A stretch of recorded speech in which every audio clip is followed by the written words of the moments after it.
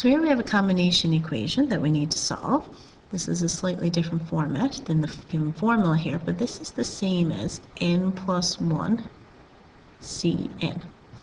So when we solve this, we just need to keep in mind that this is like our n value, and this right here is our r value.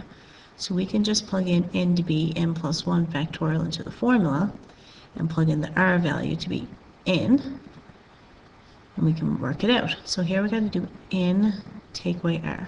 So that's n plus 1 take away n. Now that is equal to 10.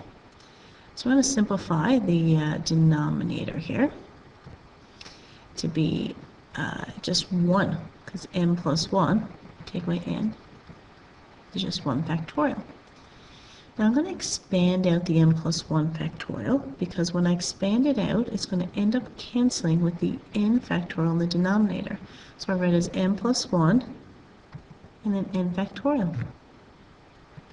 Now since 1 factorial is just 1, and n factorial times 1 is n factorial, I'm not going to include that there in that step. So you can see that these n factorials cancel, and I'm just left with this equation here. N plus 1 equals 10, so n is equal to 9.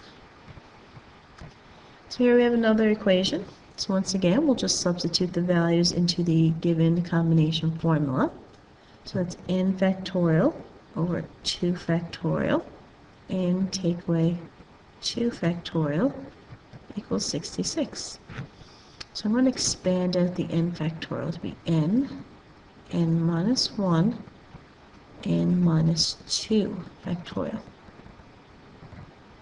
Now 2 factorial is just 2.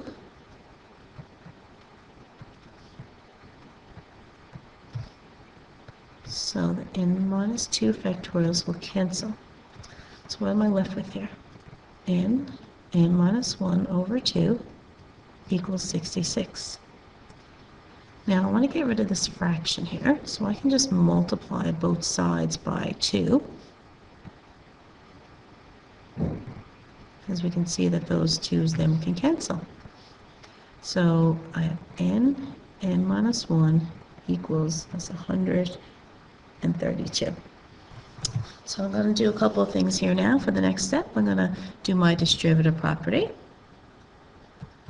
I'm also going to bring that 132 over to this side so that my equation equals 0, so I can factor now.